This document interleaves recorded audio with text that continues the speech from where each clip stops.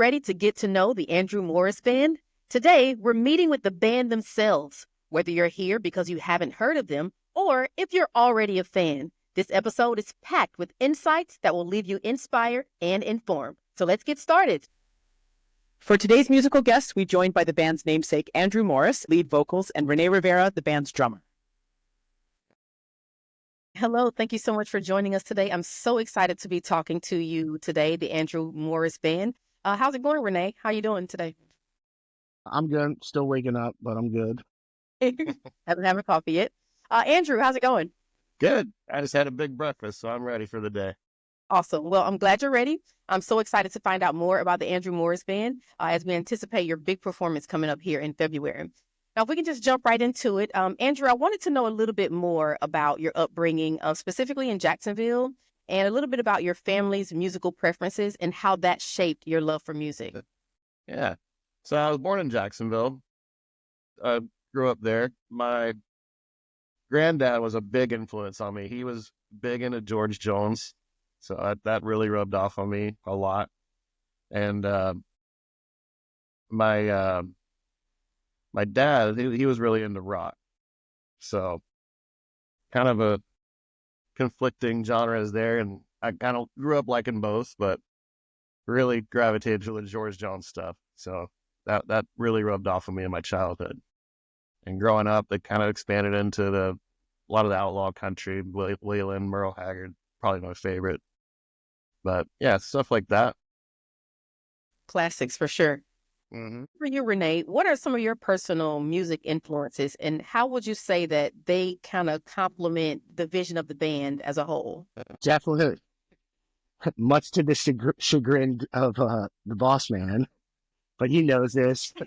A lot of my influences musically, excuse me, are just like, I like a lot of rock stuff. I love a lot of classic rock. I mean, if you see in my little ridiculous man cave, I have a Rush poster back there. So bands like that, stuff that we even cover, like the Eagles are great, classic rock, contemporary rock. I mean, the Foo Fighters have been a big influence for me.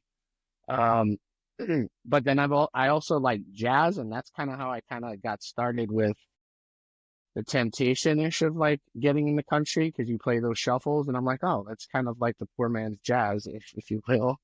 And it's fun. It's just great music, and I'm late to the game when it comes to country music and the greatness and diversity of it. So Extremely diverse. I agree. It's a beautiful fusion. I would agree. really, Speaking of that, how did the blend of classic country, Southern rock, rock and roll, would you say influence your band's signature sound? And I'll let either of you take that one.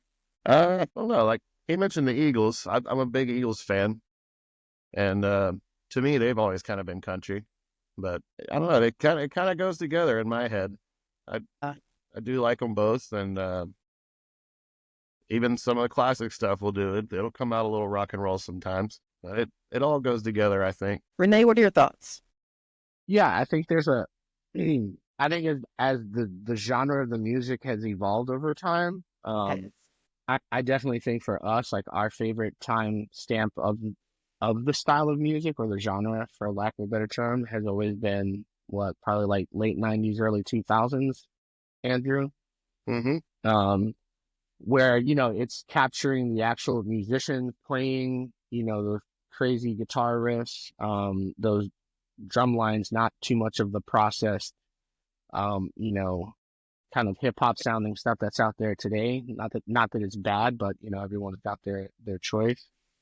But the rock has always, the rock started infusing itself in the late, 60s, early 70s, like when you say when he gets into the Outlaws, because that's pretty much what they were doing. They were kind of pulling away from the old twang and honky tonk of like, the legends before, to give it a little bit more of a firmer and fatter backbeat for people to dance a little bit more funky to and maybe risque. To where we're at now. So, and I think all of what we all kind of play and do kind of lend into, and our own specific influences lend into the sound that is becoming synonymous with Andrew Morris, man.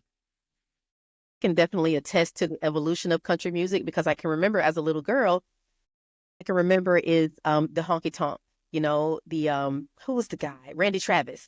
He was my Yeah. grandma's favorite. Randy Travis was my favorite. So that for me was signature country. And then as I got older and I started to work in country music, working at the radio station for 8 years, I started to hear all these extra sounds, all this melding and fusion of these different types of music. And it just completely imploded my idea of what country music was or used to be. So Andrew, I would like to hear more about how the Andrew Morris Band came to be. Tell us the story about how that began from conception to where we are today. Wow, how much time we got?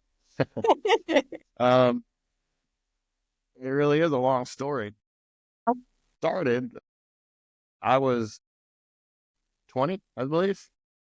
I'm 34 now. Um, I lived down in Deerfield Beach in Broward County, and there was a band playing that I had heard on the radio or heard about on the radio, and I went down to see them. It was a city event, so you could go right up, talk to them, and turn out the singer was moving to Nashville, so I got the guitar player's number and badgered him for a couple of weeks and bothered him until he agreed to meet with me. So I went down and we had a little jam, and first thing led to another, and we started playing in some really crappy bars, and it just kind of evolved from there. We more or less had the same guys for a really long time, and even the guys that kind of rotated in, we knew them from subbing or what have you, and so it feels like a big family for 15 years now. Yeah. And Renee was telling me that he's fairly new to the band, but it still feels like no steps were missed. It still feels like it's the original sound, the original piece. Yeah, absolutely. He fit in like a glove. So what would you say has been the most significant moment in the band's history so far? I know that's difficult because there's probably been a lot of them, but what stands out in your head the most? Let's start with Renee there. The last 2 years, the most significant moment for you. I mean, just being simple, just being graciously invited to be part of the band. I mean, that's just, you know, based on, what you heard in the origin story and their reputation and what they're known for as far as the quality of not just players but just guys in general, because we all look like a motley crew of knuckleheads when we're together sitting by in the corner of the stage and just joking around. We have a good time. um it's probably been one of the most fulfilling and funnest experiences of being in a band and in the last couple of years. So I would say for me, that's the most significant part, that I can say for myself. That happened. Did you just kind of like bump into Andrew and you were like, hey, you got any openings? And he's like, yeah, come on over. I'll let Andrew answer that because Well,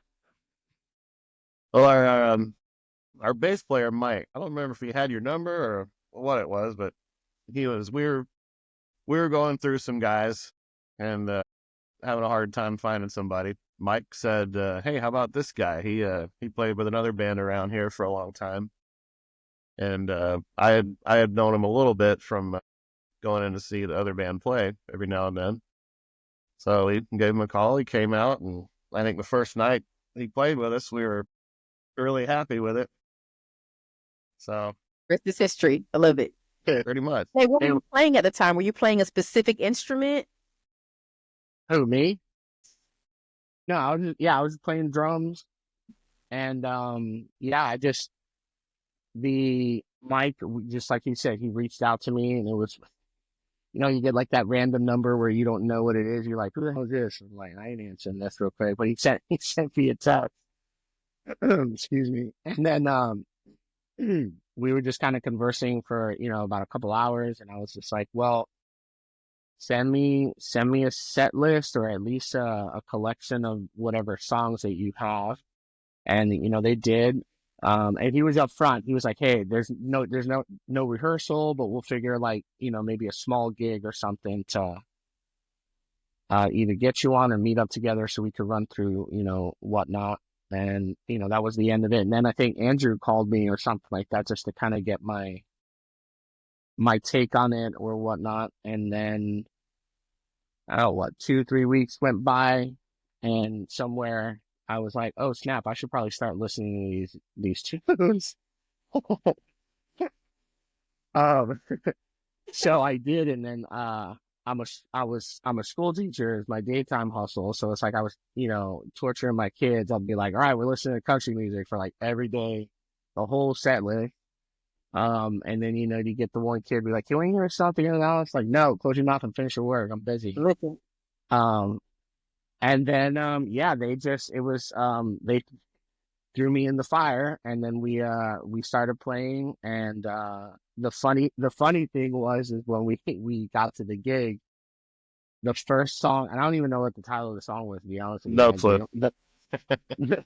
The first tune he pulled out wasn't even on the set list. Because OFA is known to throw a couple curveballs, but it's fine. But then again, that's the philosophy about playing music is you always want to be playing with the guys who are better than you because they're only going to make you better. Um, and I take that with a great sense of humility and appreciation because I'm playing with a bunch of great freaking players and they're going to make me play better, force me to. Um, we start going, and normally when we do start a set, Andrew's the one who kind of leads it off. And as soon as he starts strumming the first like 2 bars of the tune, Mike, the bass player, like turns around and he's like, you know, and I'm just like, "All right, go ahead, Lily, let's just go for it." And and we kind of had like a little band meeting, and we're just like, "Hey, nice, I did our introductions or formal introductions or whatever." And my last spiel before we actually took the stage was like, "Hey, just make sure there's one person who could be like my music director in case I like take a dump and we don't like have a total train wreck." And that was Mike. And then after we played, I was able to understand the dynamics of the communication from what he was there. And then I've matured in my playing as a drummer. I used to play in a original rock band where everything was original and you're just pounding the living hell out of the drums. So it's not very dynamic and quiet scenes or whatever. But country, you can't be like that. And, depending on the vibe of how it's starting. So I've kind of grown up a little bit in that regard. So I was very keen to like just listen to the parts and listen to where Andrew was going or Mike. And the first song I nailed, and Mike like turned around and I thought he was gonna like, Andrew sometimes I know he gets in his zone when he's playing. So like there's been times where he'll miss like some of the side goofiness or at least that I may think of. I could be wrong. I But hear like it. I Mike just ignore turned it. yeah, oh he did, there you go. Mike was sitting there like, in his chair going mental. He might have said a few choice and appropriate things that we can't say here of excitement. But then after that, like it just felt right. It just everything, just the vibe and the connectivity. And then after, continuing to grow as, like you said, like a family is what it is.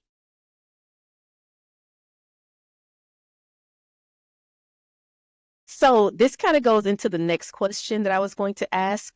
I can imagine the angst, for lack of a better word, that you would feel after losing someone as instrumental to the band as Chuck Ficker. But it seems like you came together, after that tragedy in such a fantastic way, and finding somebody like Renee or connecting with him on the level that you have. But I'm sure that probably didn't take away from the pain that the band suffered and you suffered personally after that great loss. Yeah, you can never take that away, but it is a big hole to fill, and Renee fills it pretty well. Chuck left a big hole. It was that I didn't think we'd ever really find somebody to fill it in a little bit, but it's always a tough thing. Yeah. Well, moving on to your performances, you kind of have a reputation, I should say, for honoring a lot of the classic sounds that you mentioned of country music. What would you say is the approach that you take or the method that you use to balance the covers that you do with like original song sets? I try to feel what the crowd wants. Doesn't always go that way. Like I know sometimes they don't want to hear a Merle Haggard song; they want to hear a new upbeat whatever. But I try to honor that. But sometimes I want to do what I want to do, and it doesn't always work out the way I want. But you just gotta try to make everybody happy. Do you have a favorite genre that you'd like to cover or a favorite artist that you'd like to cover specifically? People ask me that a lot, and I always say it's an unfair question. So many. Yeah, I don't know. I don't know how to answer it. I love playing some things, but I love other songs differently, if that makes any sense. The Eagles are really fun to play and sing. I really like playing Vince Gill. Um, there's a couple of Zach Brown songs that are pretty fun to play too. Love Zach Brown. Colder Weather, probably my favorite to play. And so how do you react or how do you handle it when you have the audiences, right? You have long country fans, but then you have fans that are like new to the genre and they're begging for the new stuff or they're begging for the stuff that you really play it. I'll play it for you, but I really want to play some Merle. How do you Yeah. balance the audience want with like what you want to play? Yeah. And sometimes it doesn't always work, but there's usually a way to, when people request things, I usually say, how about an artist? We don't know that song. How about Hey. something by an artist? They'll usually throw out something that I like, and it opens it up a little more. And you can play something from early 2000s, 90s that everybody knows. It was big #1 hit, and that'll usually put the fire out for some of that Yeah, stuff. there you go. That's So it. you can compromise a little bit. I There get you away with go. that a lot. Great answer. Great answer.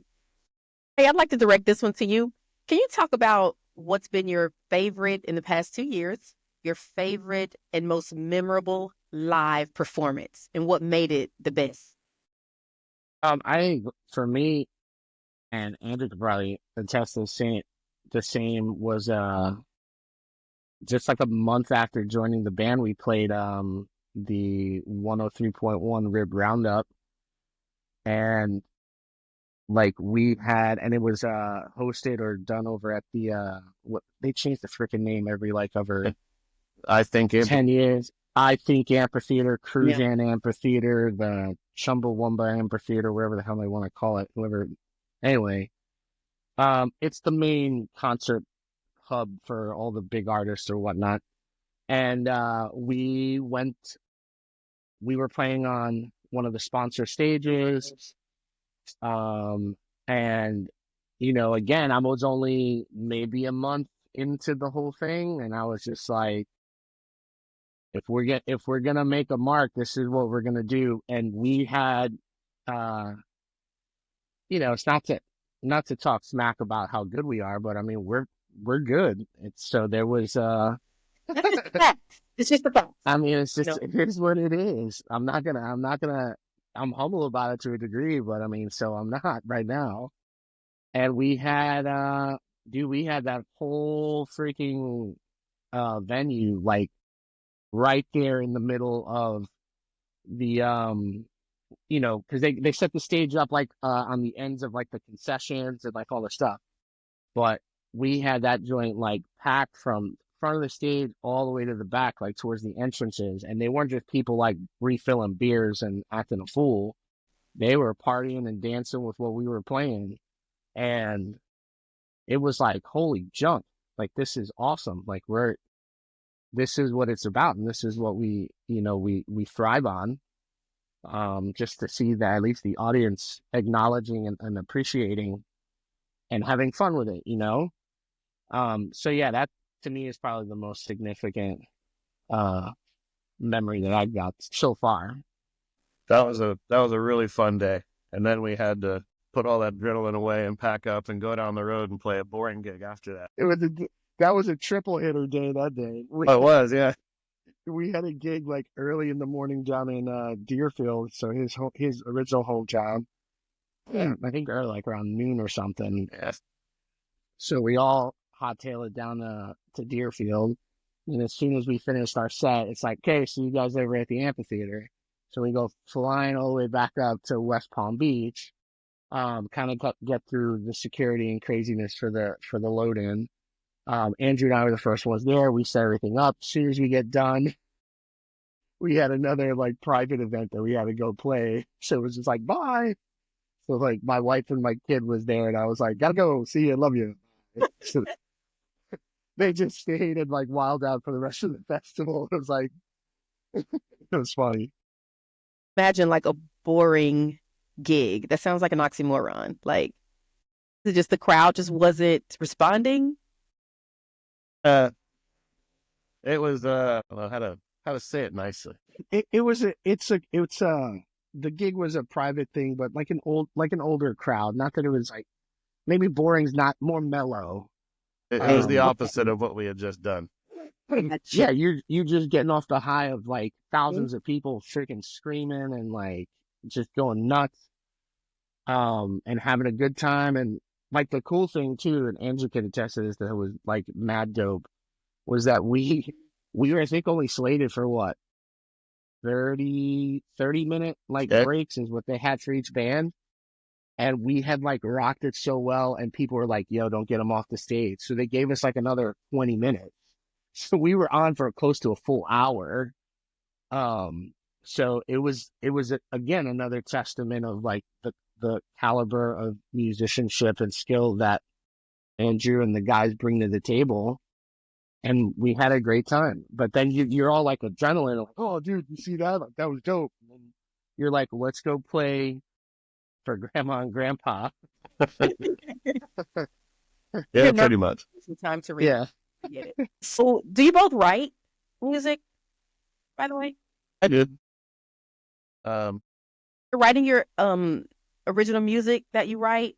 Do you have like a particular process or method for your writing? No. Just write it. Comes up, write it. And the more I think about some kind of process or a formula or any way to get through it, the less progress I make on it. Usually what will happen, I'll get like a hook idea or something, one line that's catchy in my head, and it usually winds up being part of the chorus, but it doesn't have to be. It could be anything, and I'll just kind of write around that, and it's come out 15 different ways. I always imagine writers carrying around a notebook all day wherever they go, and then when something pops up, they just kind of. Well, we have iPhones now. Well, that's true. Yeah. But yeah, something like that. Very what's the word?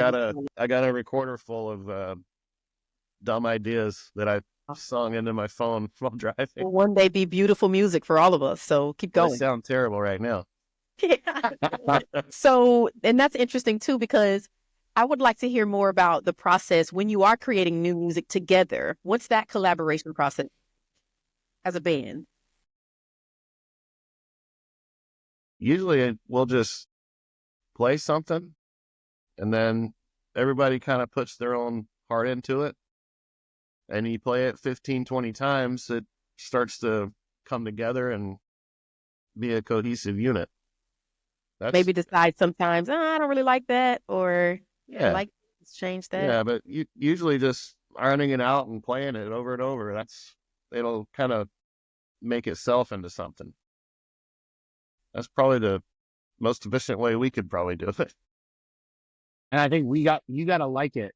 If that makes sense. Like you gotta, like when you're playing it, you gotta be like, all right, like I'm digging this. And I would even venture to say, like, if you go back and look at a lot of interviews of like dudes who are like superstars, and no, they all tell you the same thing. It's like, I didn't intend for this song to be famous. I just started writing and it happened and liked the way it sounded, and then sure as hell everybody else liked it too. So there's a sense of our of ourselves and our identity in the end product. But yeah, it's like a hodgepodge of like ideas and just like, good. Or like, that sounds whack. Like, Renee, change this or do that. Um, so Imagine if I were to start a band with my friends and I came and I had this great thing that I wrote and I thought it was just awesome and everybody was going to be banging to it. And then I go to her, I'm like, and she's like, no, I would feel a type of way. Like, what do you mean? No, I like it. So I think that process it's cool to get the input, obviously of the other band members to kind of see what you would tweak, what you would change, what you would leave the same. What is your opinion of the sound? Things like that. That's always been interesting to me how that process works. So thank you for sharing. I think though, like in that creative process though, there is no bad idea if, because like even if he was, like what he was saying with his, mountain of voice recordings of ideas or whatever, it's like if you bring that to the table and we can start building a groove or building some kind of chord structure from it, like before you know it, you got something that you're like, oh snap, like this can be cool. Um, and you got to be a little thick skinned and be able to sit back and take some of the criticism from not I want to say criticism, but like Brutal honesty. appropriate yeah, brutal honesty and feedback, because You'll only get that from somebody that respects you. 100%. And there's been plenty of times in other bands, well, even figuring stuff out with what we play from covers or whatever, where it's like, oh, wait, that's the wrong thing, or figure this, and like either Mike or them will look at me, or I remember I had again the rock thing where it's like, some countries a little bit more chill, where I'll just like, go, and let's play like fast. And Mike just came to me. He's like, man, I love your playing. I love how you play, but you kind of speed the tempo up a little bit. And it kind of impacts the vibe and kind of impacts, the audience, if whoever wants to dance or whatever. And my response was like, thanks, man. I'll take it into consideration. I'll hear what you're saying, and I'll try to make sure, and I'll look over and give me the nod if I'm speeding or whatever. And I think I've kind of slowed down ish, boss, maybe not, occasionally. Yeah. So you can't take it personal, like we're all on the same team for the same goal, whether it's writing an original or just playing what we do to keep everyone happy at a show. Just is what it is, Point. Well, what are your goals for the future of the band? Do you have any like milestones or in collaborations that you would like to accomplish? Anything big that you're looking forward to? Bigger, I should say. It could be a cliche and say I want to be on the road and be a superstar and all, but honestly, I'd be extremely happy to not play in bars and just ride around and do festivals and things like that. Bigger festivals, more festivals, kind of, I guess for me, and I don't know, maybe it falls in the same thought process as you, Hefe, but having like the whole region of South Florida, like, oh, that's the Andrew Morris band, like those fools complaining will rock your face off.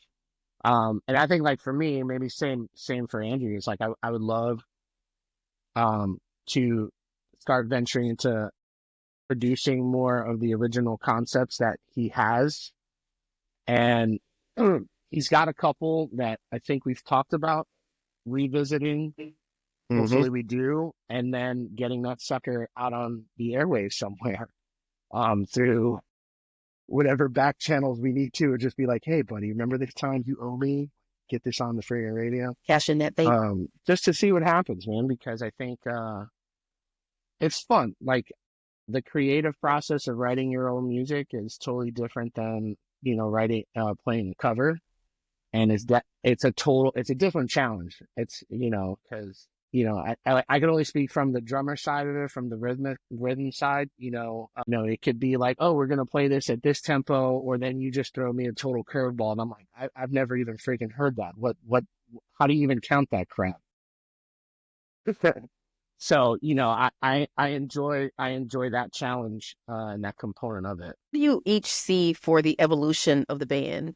I think they're all praying that I grow a beard, but that's not going to happen. No. Do it. Let's go. It'd work well on you. I know. My brother actually sent like one of those AI paintings, and I sent it to the guys on the trip. I was like, you motherfuckers stupid. So tell us what's coming up next for you all as a band and where we can see you perform. Do you have social media? What if someone wants to book you for the largest festival ever? Some details. Yeah, AndrewMorrisBand.com. You can always reach us there. Facebook and Instagram. What else are we on? We're on the TikTok. You're TikTok. TikToking. Nice. Oh no, we got a TikTok. Like right now, that's the one that I would love people to start jumping on, so we could get like more followers. But if you go to the website andrewmorris.com, you can see like the links to all of our socials or whatnot, and then on the website as well, you could see all of the dates that we're performing. Andrew Morris Band. You said you didn't say the band. AndrewMorrisBand.com. That's it. So, yeah, that's where you can find on and see where we're at. So if you like what you hear and you like what you see, give our guy a call and make it happen. That it's great to put the face with the name, I should say, and I look forward to hearing more new stuff coming from Andrew Morris Band. Thank you guys so much for joining us today. This was an absolute delight, and we can't wait to see you in person at Swamp Cabbage Festival. Likewise, we can't wait. Thank you for having us. Looking forward. Thank you. That's it for today's episode of The Sounds of Florida. Thanks for tuning in and spending your time with us. If you found value in today's conversation, share it with a friend or on social media. We'd greatly appreciate it. And don't forget to join us next time where we'll be diving into our next featured artist. Until then, take care and keep listening to The Sounds of Florida.